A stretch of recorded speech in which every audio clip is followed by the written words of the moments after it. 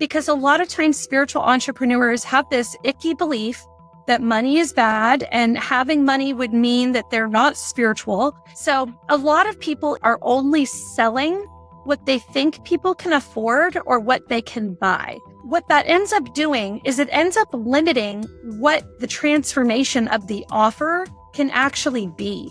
But if you actually develop a service or a program that really is like a huge whole enchilada, like it's the 5-star experience, and it actually promises that you cross the threshold with your client into the level of profound transformation that is truly your soul's work, then the energetic exchange of that is a premium. And people will pay it gladly, just like they pay for 5-star hotels on a special occasion. It's no less ethical to be a 5-star hotel than a 1-star hotel. Right. Want to know this simple sales funnel that I can explain in 30 seconds? Yeah. So you have a... So would you like to activate wealth in your life or transform your spirit-led business into a 6-figure plus luxury brand? Well, joining me today is someone who can help you do just that. It's Tana Newberry. Welcome to The Inspired Life. Hi, Bob. Thanks for having me. It's good to see you again. But let me ask you, how do you describe who you are and what you do? Especially if you're at a party, you meet somebody for the first time, they have no clue who you are. They go, "So Tana, what do you do?" How do you answer that question? That's a great question. So I usually answer it by saying I'm an international successful psychic reader turned leader of the world's only mentorship and agency that actually turns psychic CEOs, which is anybody using their psychic abilities in their offers and services. These are usually spiritual entrepreneurs. Anyone who wants to turn into an industry recognized leader and also meet that abundance level that they're trying to manifest, but to do it actually through the offers and services in your business through transforming into a luxury brand. So I love this term, psychic CEOs. It has a nice little ring to it. And so I guess it implies not only the type of work that a person does, but a CEO. These are not just people that are doing it on an amateur hobby level. They're serious. They want to turn their psychic abilities into a business, right?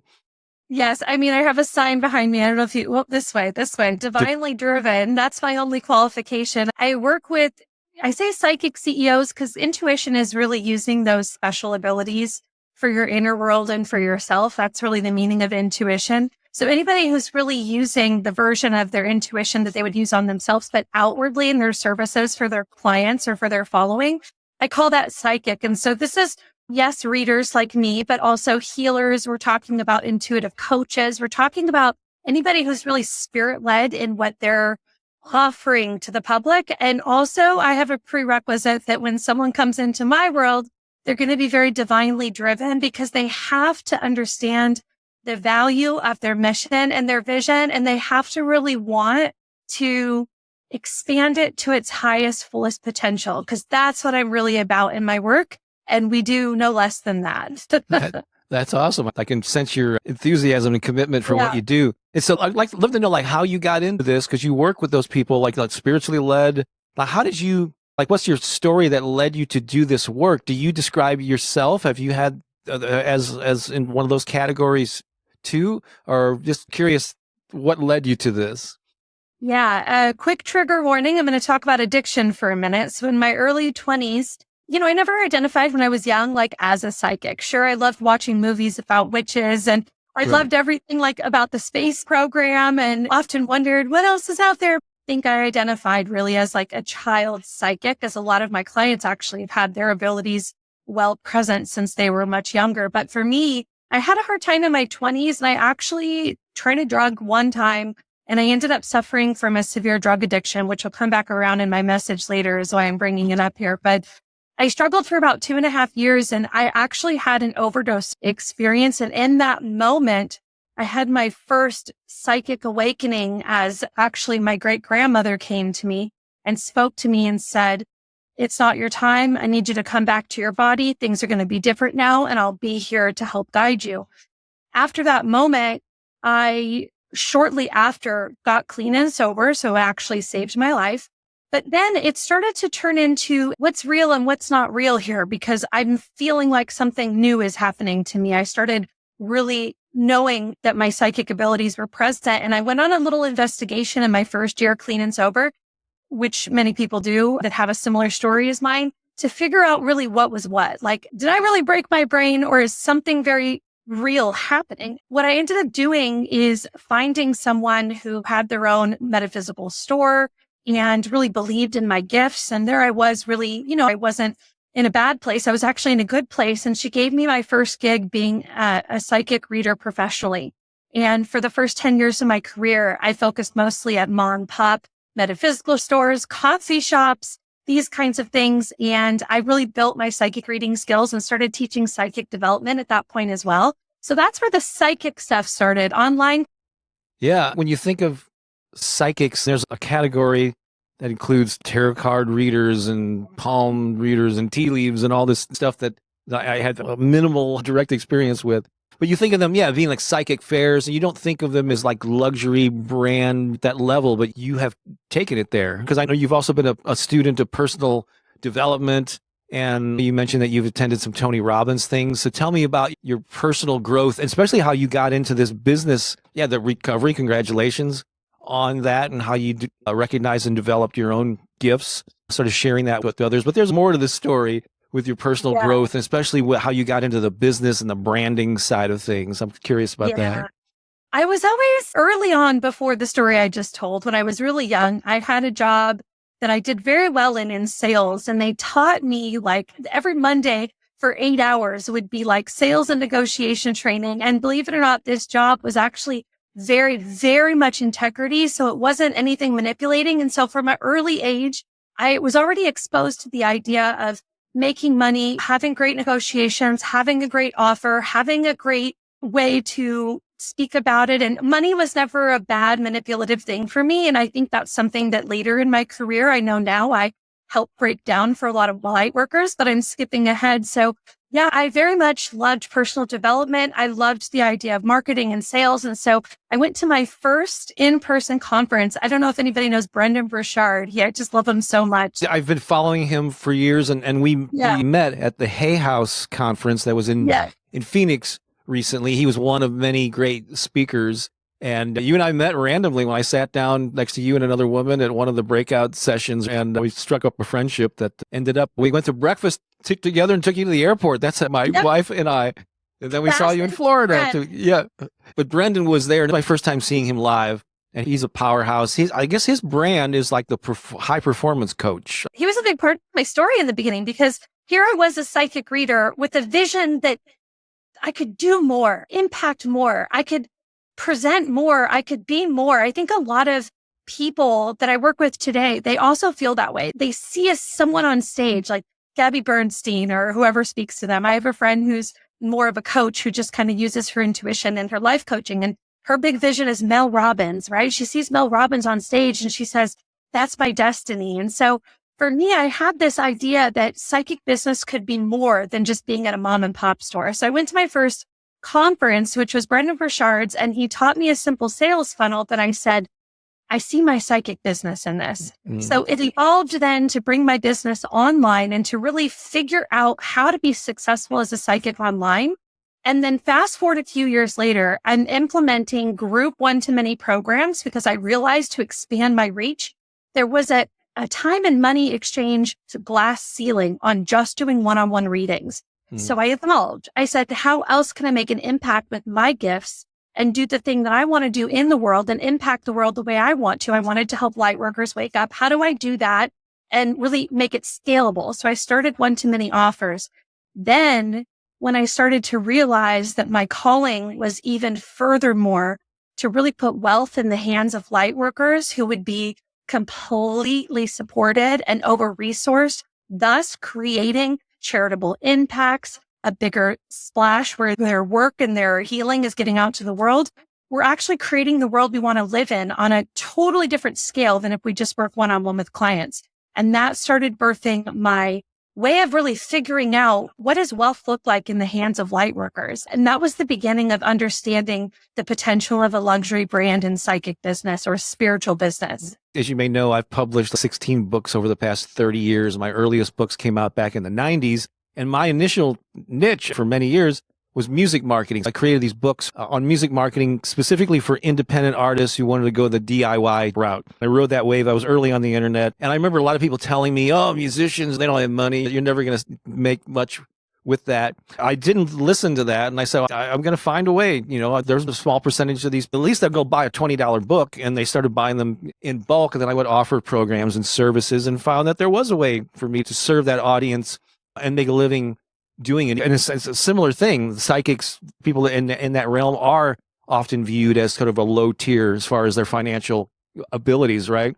So I'm glad that we have similar views there. There was a couple of things that you said earlier. I just want to clarify for someone listening, and maybe these terms escaped them. You used the word funnel, and then you use offer. We know what that is. What's your quick definition of what a funnel is as it relates to marketing and sales and all that? Great questions, because when you say a luxury brand, also you might not know what that means either. Yeah, maybe you should clarify that too. So what I mean by a luxury brand, yes, Tana gets all fancy, and I look what you'd expect a luxury brand to be, because that's the highest embodiment of my best leadership. Luxury to them can mean different things. And really what it's about in my curriculum and what I'm working with clients on is actually developing an offer, which would be something they sell and deliver, a product or a service. An offer would be, okay?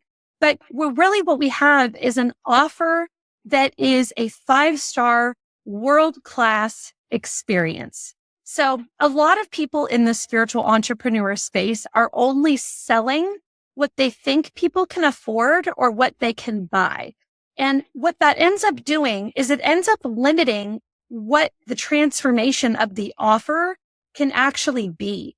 Because if I said it to you right now, I'm going to let you go on a $20,000 shopping spree, you would fill your cart with a ton of stuff. But if I said, here's a $10 gift card, you'd probably go to Starbucks and get a coffee. Right. Like, you can't tell me that the energy is not different. So what's happening is, as you're creating these low offers and these low price tags, the energy exchange of that is just a touch into the work. But if you actually develop a service or a program, which would be an offer, something you sell, that really is like a huge whole enchilada, like it's the 5-star experience, and it actually promises that you cross the threshold with your client into the level of profound transformation that is truly your soul's work, then the energetic exchange of that is a premium, and people will pay it gladly, just like they pay for 5-star hotels on a special occasion for something they really care about. It's no less ethical to be a 5-star hotel than a 1-star hotel. Right. We need to start thinking about it in terms of just market value, because a lot of times spiritual entrepreneurs have this icky belief that money is bad and having money would mean that they're not spiritual. And those are some of the first beliefs we really focus on and break down at the beginning levels of working with me. But it actually happens throughout the entire 12 months that people are actually doing a stretch with me. So yeah, I mean, the offer is something you sell, and a funnel would just be, what is the way that people come to recognize who you are and what that offer would be? And how are you nurturing them to know, if not manipulating them into thinking that it is something they need if it's not, but how do they know if this is the right offer and program for them? There's a product funnel, there's marketing funnels. There's been many definitions over the years, but one of them is basically, what's the process that you have in place, a path that people go through to engage with you, learn more about you. It often involves getting on an email list and then the follow-up sequence, things that you send them. And so what's the experience they have from the time that they first become aware of you to engaging with you, and how's that communication flow going? Want to know the simple sales funnel that I can explain in 30 seconds? Yeah. So you have a free lead magnet, which is just means something you're going to offer for free in exchange for email. Think about in terms of creating an experience that drips out over 4, 5, 7 days. And when you capture their email, tell them, I have this experience I'm going to bring you through. Then those 5, 6, 7 days, whatever it is, actually does the nurturing better than a one-off delivery. And then at the end of this time period where you've really poured into them and nurtured them, you're building this content on the front end and automating it, right? So when they get to that last day, Then you offer them a 72-hour offer that they can't refuse. My favorite is a 50% off of something that you work that into the price. When you're planning how much it's going to cost and the value and how many you're going to sell, you plan it. But you have an offer that you give 50% off for 72 hours and you remind them 72 hours, you remind them at 48 hours, you remind them at 24 hours. And the last email just says, last call if you want it.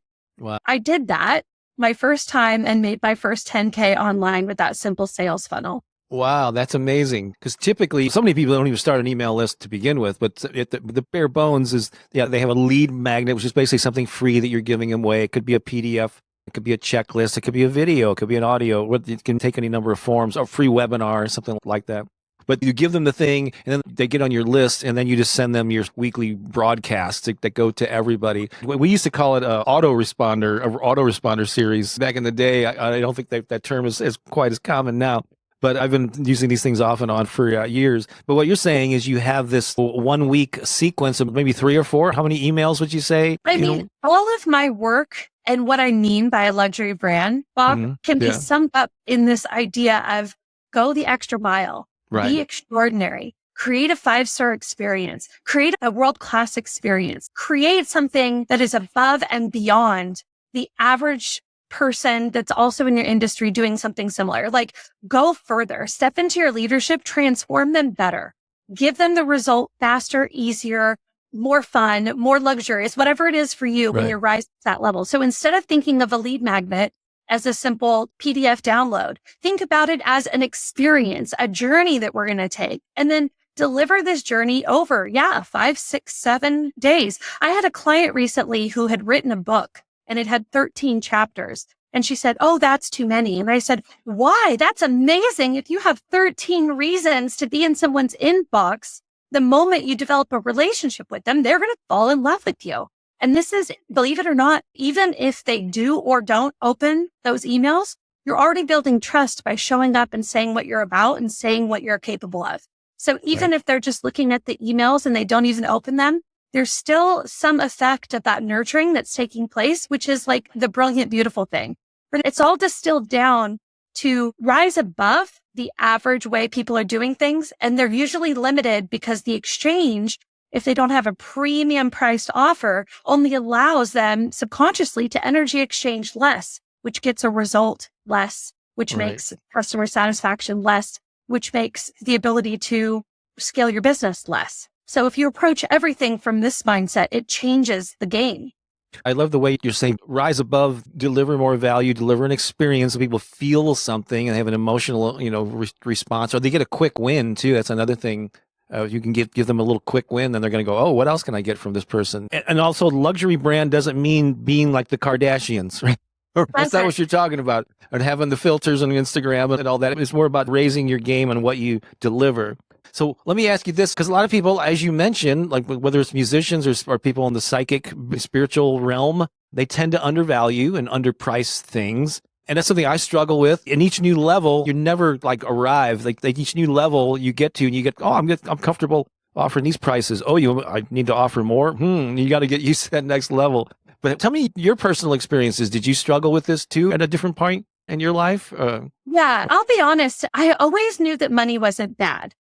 I did know that. And that's a little different than some of the people that come to work with me, because I'm just going to sum it up by saying making money, making a lot of money doing spiritual work, being seen having a lot of money as a spiritual entrepreneur inherently feels strange to many light workers. But for me, as a thought leader in this area, I think I had to have a head start. So I think the world and the universe and spirit sort of like made me a little different, cut me a little different, right? So I've always from a young age been taught that money was not a bad thing. As a matter of fact, it was a resource and it could be used for good. And it actually always made sense to me that if light workers had more money, if I had more money, if the people I worked with had more money, if my peers had more money, we'd be doing better things for the entire world. That was always clear to me.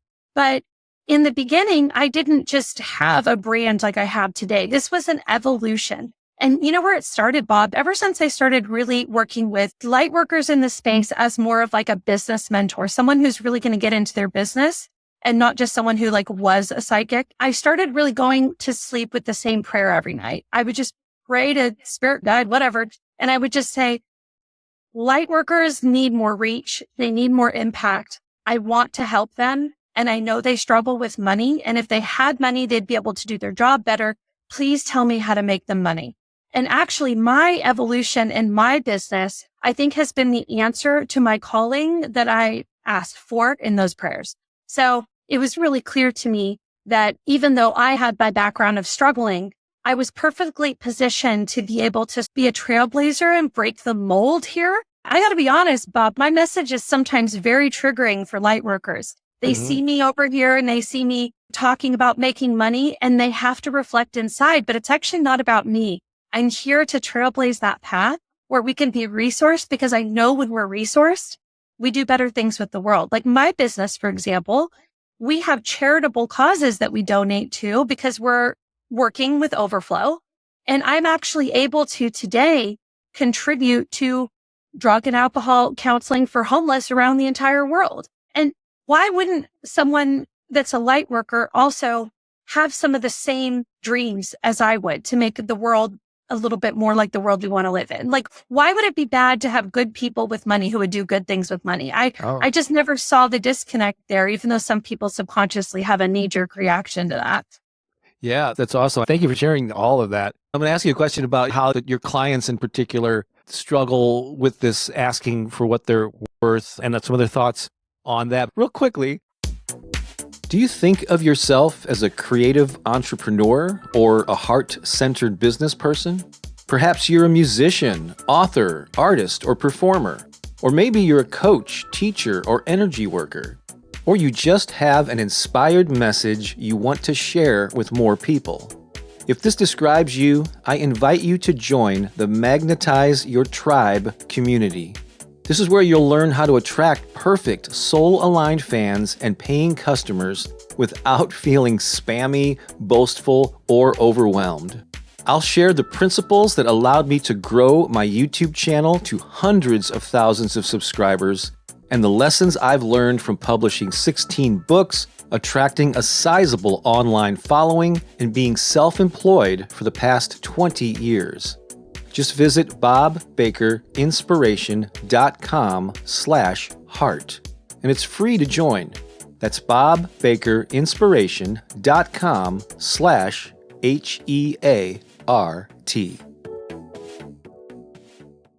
So, Tana, I think that the reason that people in the arts and people that are sharing like their psychic gifts, or they have maybe an aversion, a hesitation, or more sensitivity to sharing their stuff, because it's an expression of them. It's like if you're selling widgets or selling cars or something, I mean, yeah, you might take pride in your work, but the car doesn't represent you, whereas your art, your music, the sharing of your gifts, you're putting yourself kind of out there. It's you.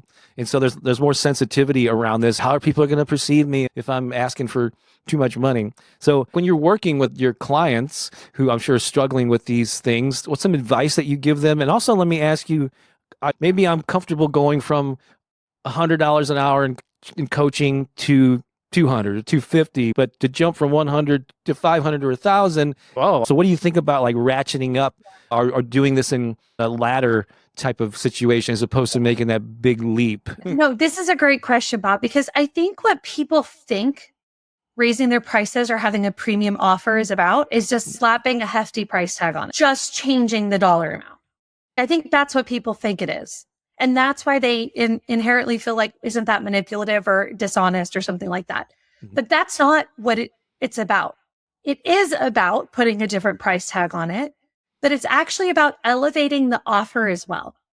I want to mention two things. Number one, I have a whole free 5-hour training on my website, which is tananewberry.com. You can go, and right there, it'll invite you to go to the 5-hour free training called Rich Intuition, because I'm so passionate about breaking down this belief that I literally have a signature program for free about this, because this is like my work that I'm leaving as a legacy to Lightworkers, is to get their money right. Okay. So if you want that, that's there, and we can talk about that later. But this is really what it looks like in application, Bob. So I had a client yesterday and she said, I'm a coach in somebody else's program and we're doing an event and they're allowing me to put an offer on the back end. And I said, tell me about what you're wanting to offer. And she said, well, it's going to be $1,100 and it's going to be a 6-week coaching package.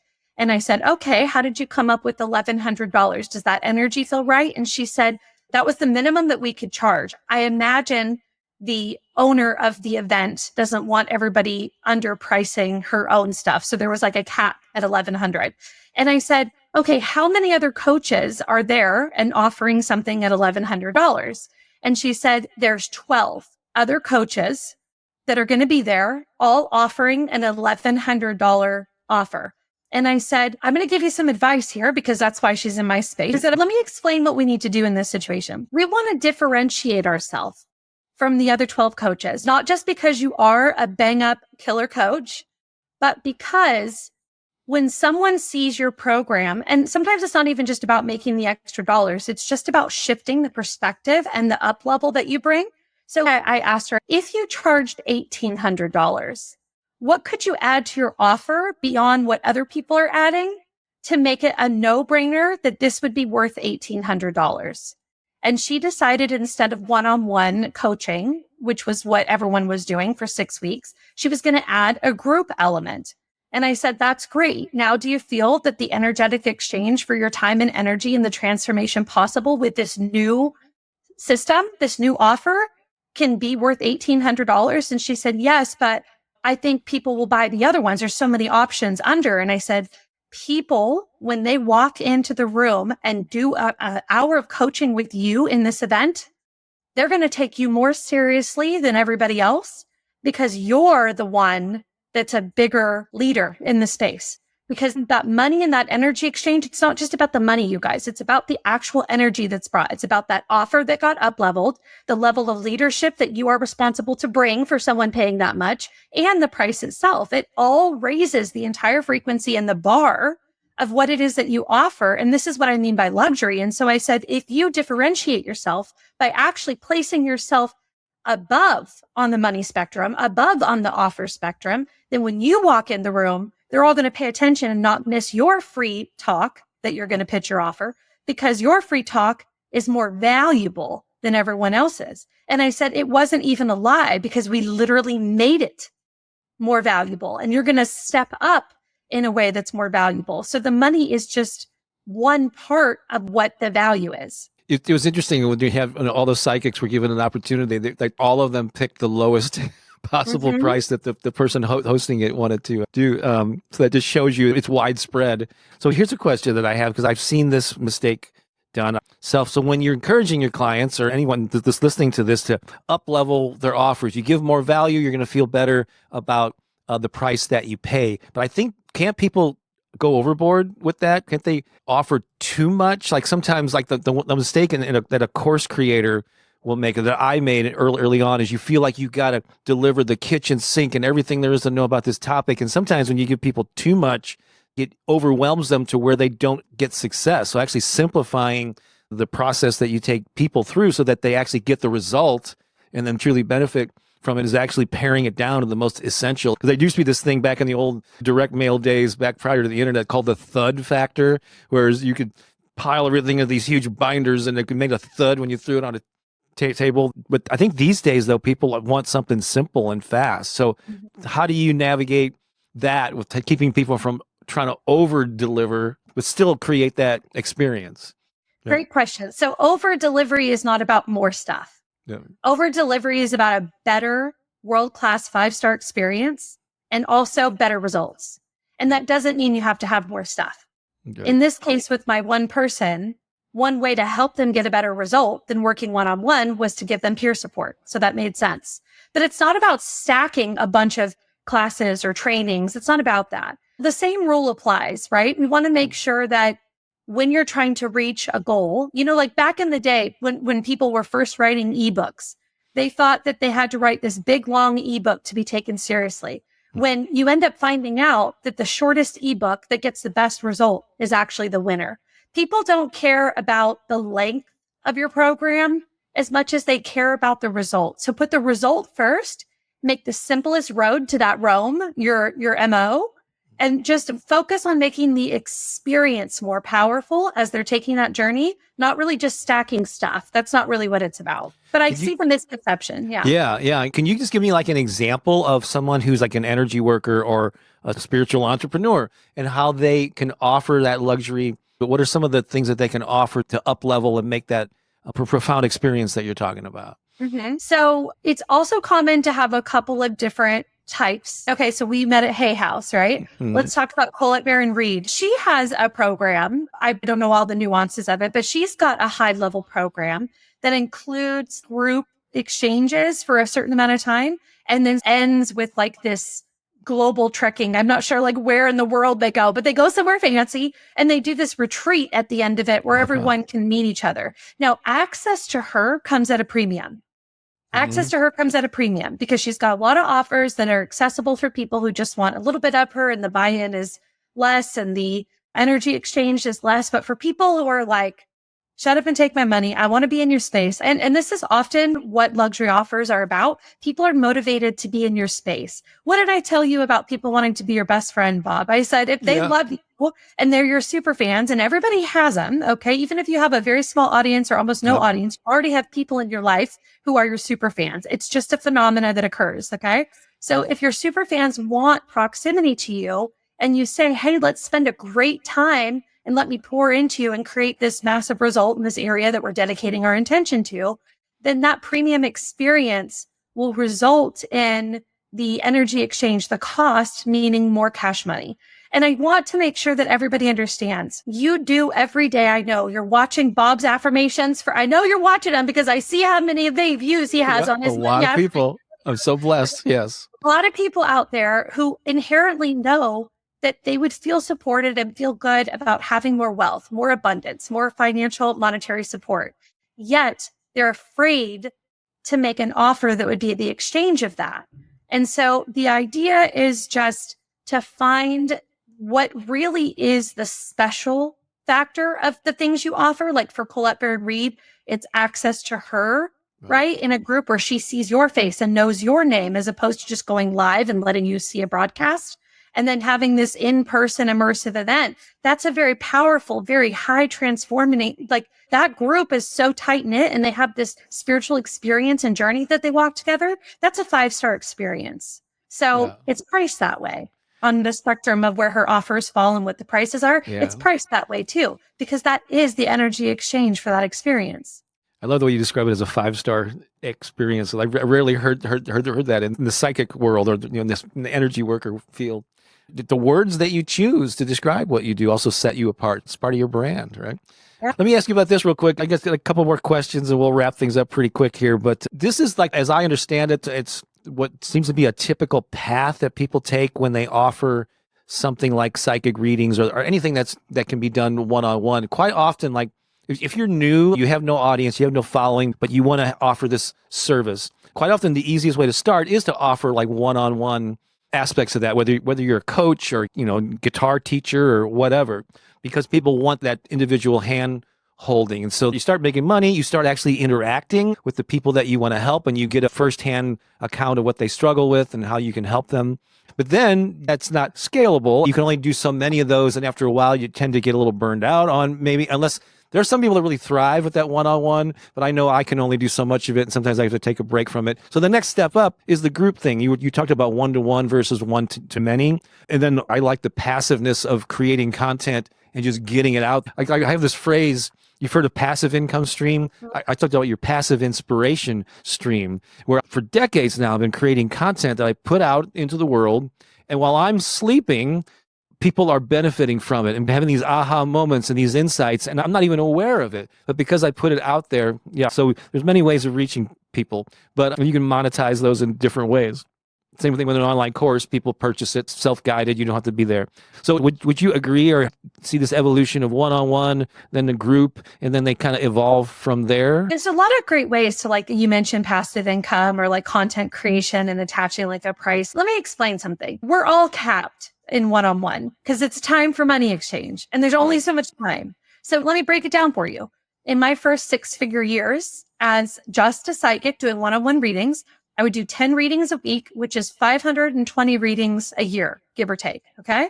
I charged $250 at the time for my 1-hour session.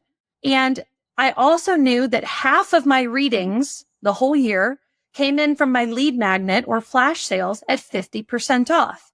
So in one case, for half of those 520 readings, I'm making a full $250 an hour. And the other half, I'm making $125 an hour. So if I did this for 10 readings a week, it would roughly be 6 figures. But no matter how hard I tried, the value of a 1-hour reading, I had limitations on how to make that a 5-star experience because the time was capped, right? So I had limitations and I could only go so far. When I started focusing on one-to-many offers, that was the first aha because it becomes scalable. Like for me, I coach 2 times a week, 2 hours on Wednesdays, 2 hours on Thursdays. And then I have a team that does some other stuff on different days. And then I pop in with like a new drop of a training series, like every once in a while as well. And that was scalable to me because I could have people in my program and didn't matter how many people, but I was doing the best work of my life, not the most work of my life, right? Which is really important. And the other thing I did with the luxury business model is I made it so that the experience was so grand. It was so delicious, so transformative. It feels so good to be in my space. You feel so held.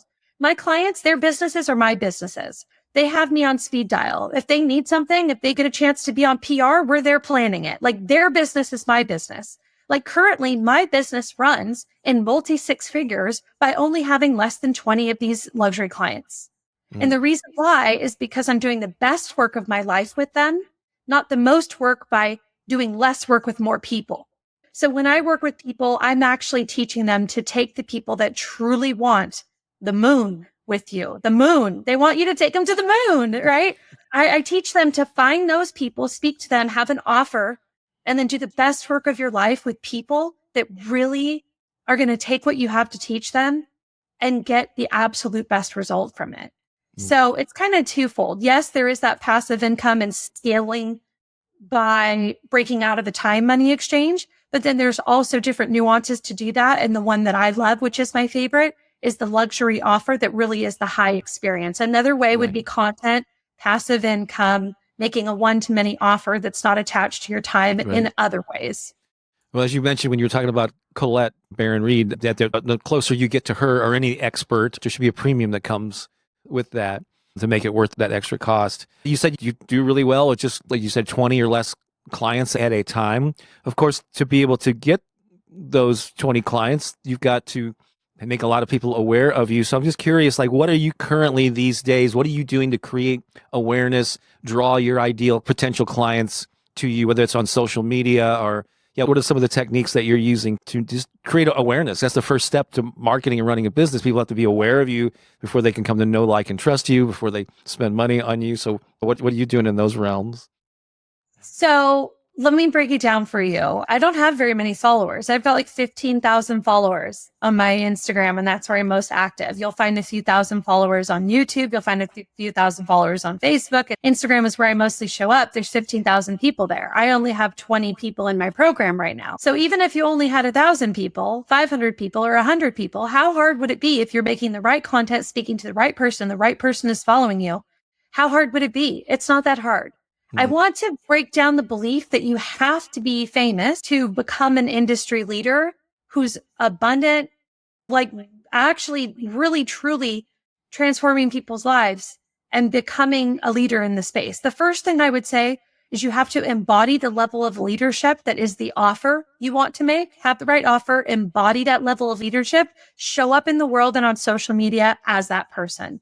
And at first you might feel like an imposter if you're really stepping into a power that, like, for example, if you're going live and you're still nervous to go live, but you have a message and you're stumbling through your words, the first few times you might feel like, who am I to speak on this? Am I the expert? But it doesn't matter because you become it when you step into it. That's the first thing. And then just show up on social media and make any content around who you're being when you're stepping into that leadership.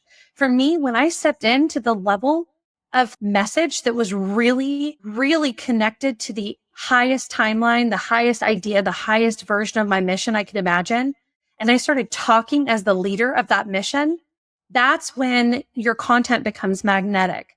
And so there's so much to say about this, but the thing is you just really want to focus on who you be and how you show up. And it's less about how many people, the right people will find you. And you don't need many of them, believe it or not. Well, Tana, I knew you were going to be a wealth of inspiration and knowledge here. This has been so great reconnecting with you and sharing your message, because my wife, Pookie, and I have had the benefit of having conversations with you over breakfast and lunch, but now I get to share this with thousands of people. I'm so thrilled. I think we're going to touch a lot of lives here. And speaking of that, where can people find you online, or where would you like to send people? So you can find me on Instagram under my name too. That's where I put a lot of content, but my website is tananewberry.com. And I do recommend that if there's anything on this money issue that has struck a chord for you and you're curious about what it looks like on the other side of any limiting beliefs that you might have just identified or that you're sort of chewing on right now, and maybe something I said rubbed you a certain way and you're like, oh, that's interesting. If you'd like to take a look at that and maybe explore what it would look like on the other end of a different belief set, head over to tananewberry.com, sign up and register for the Rich Intuition Masterclass series. It's totally free. And it's really in service to people breaking down and deciding for themselves, not like the old belief systems that were just given to you, deciding for yourself what feels an integrity around light work and your spiritual business when it comes to money and charging. And so that's really my gift to you. Go ahead and do that. There's also a way to hop on a phone call with me if you're really interested in exploring what my type of work can do for your business.